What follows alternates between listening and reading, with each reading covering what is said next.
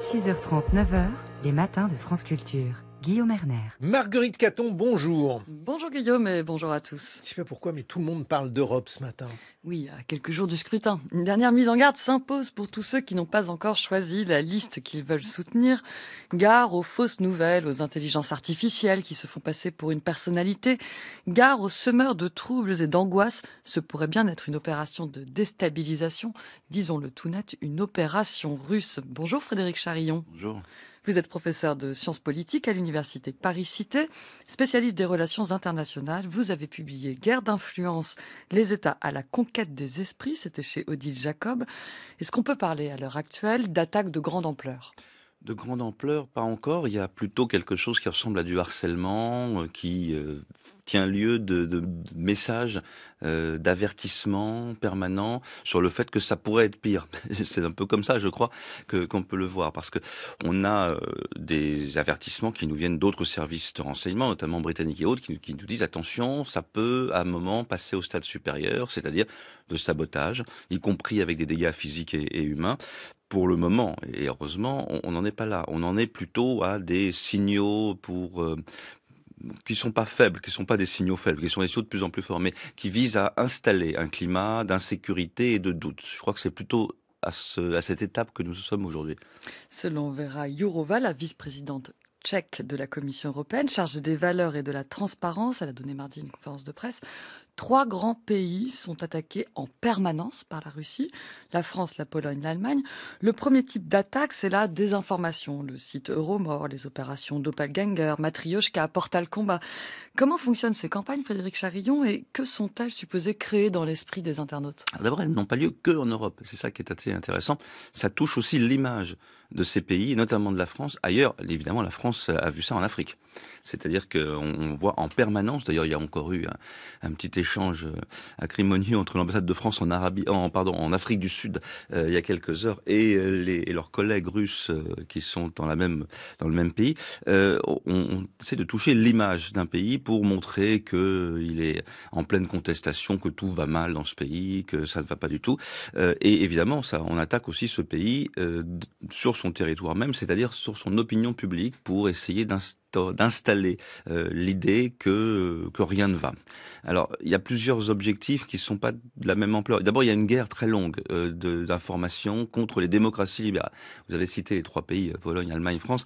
Ils sont sans doute perçus comme des maillons faibles par la Russie, qui ne s'attaquent pas à d'autres pays qui pourraient peut-être répliquer plus difficilement, plus durement.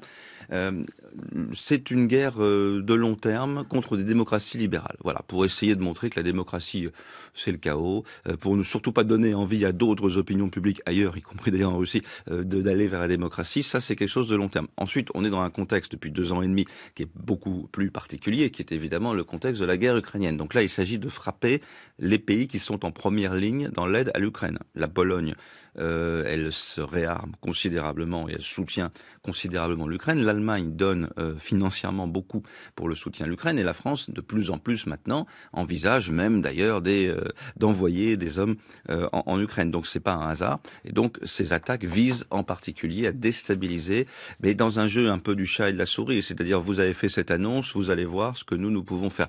Et puis alors en plus, il faut ajouter peut-être une 3e temporalité encore plus resserrée, c'est que nous, en France, nous allons organiser dans quelques jours les Jeux Olympiques et donc forcément dans ce contexte-là, nous avons des craintes sécuritaires, nous avons une fébrilité qui est évidemment pas ordinaire parce que nous allons accueillir un événement international avec beaucoup de monde, nous allons être sur le regard du monde et donc nous craignons pour la sécurité et nos adversaires le savent très bien. Et ils ont mené d'ailleurs une campagne mettant en avant les risques sécuritaires, racontant que 25% des gens qui avaient acheté des billets pour les Jeux Olympiques les avaient rendus. Et évidemment, c'était de la désinformation. On peut citer aussi une opération en Pologne, pour le coup, où vendredi, suite à une cyberattaque de l'agence de presse, il y a une fausse dépêche qui a été diffusée. Elle annonçait la mobilisation de 200 000 soldats pour l'Ukraine. Voilà, le conflit ukrainien est au cœur de ces campagnes. Alors, le deuxième niveau d'attaque, si on peut dire, c'est la déstabilisation. À ce titre, la France a été tout particulièrement visée. Des étoiles de David taguées au mois d'octobre, des mains rouges sur le mémorial de la Shoah en mai. Tout récemment, des faux cercueils de faux soldats français, faussement morts en Ukraine, recouverts du drapeau devant la Tour Eiffel.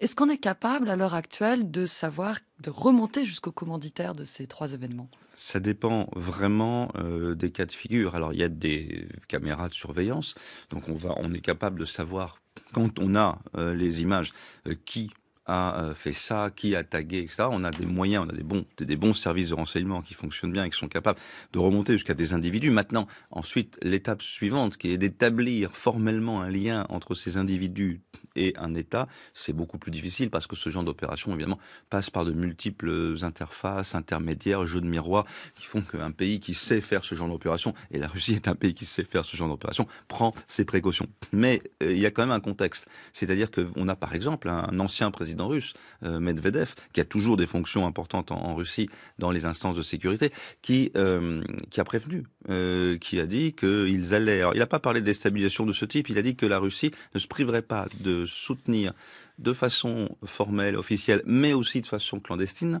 des partis politiques qu'il n'a pas nommés dans le monde occidental et qui partageraient peut-être les mêmes visions que la Russie. Alors, il faut voir aussi que toutes ces opérations vont aussi dans le sens d'un certain nombre de partis politiques, c'est-à-dire les questions de sécurité, la crainte de s'engager en Ukraine. Donc, quand on retrouve des cercueils au pied de la Tour Eiffel avec marqué soldats en Ukraine, français en Ukraine dessus, ça va évidemment nourrir la rhétorique de tous ceux qui, dans la campagne électorale européenne, disent c'est de la folie de vouloir envoyer des troupes en Ukraine, etc., etc. Donc, on a quand même un faisceau de présomption, on va dire. Vous parlez de partis politiques et on se rend compte que la Russie va plus loin que la simple déstabilisation. Nos voisins allemands et belges ont démantelé un réseau de corruption de propagande au sein même du Parlement européen. La tête de liste du parti d'extrême droite allemand, l'AfD, a dû se retirer de la campagne. Il y a au cœur de l'affaire un média, Voice of Europe. Est-ce qu'on peut craindre qu'une part du personnel politique européen soit à la solde des Russes actuellement, Frédéric Charillon? Oui, pour des raisons d'ailleurs différentes. C'est-à-dire que, c'est dans le renseignement, il y a toujours le modèle qu'on appelle MICE, M-I-C-E, qui veut en même temps dire souris au pluriel en anglais, mais qui fait donc inévitablement penser à la taupe dans le monde de l'espionnage. C'est-à-dire les 4 raisons, c'est un acronyme, M-I-C-E, c'est quelles sont les raisons pour lesquelles quelqu'un travaillerait pour une puissance étrangère. M comme monnaie, pour l'argent. I pour l'idéologie, parce qu'ils peuvent, effectivement, il y a des gens qui croient très fortement et très fermement, personnellement et sincèrement, que quelqu'un comme Vladimir Poutine va sauver l'Occident.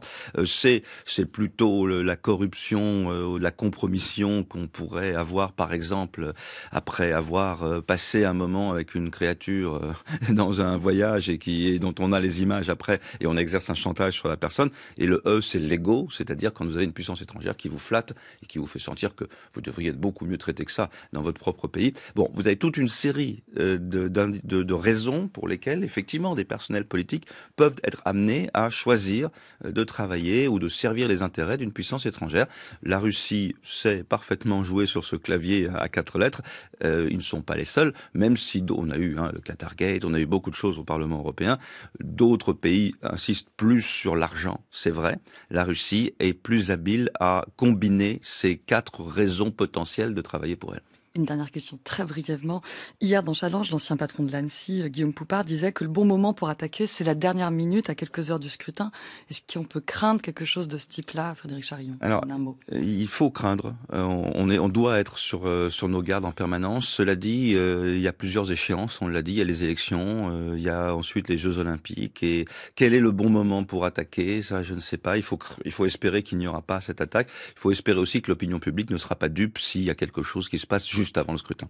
Merci beaucoup, Frédéric Charillon.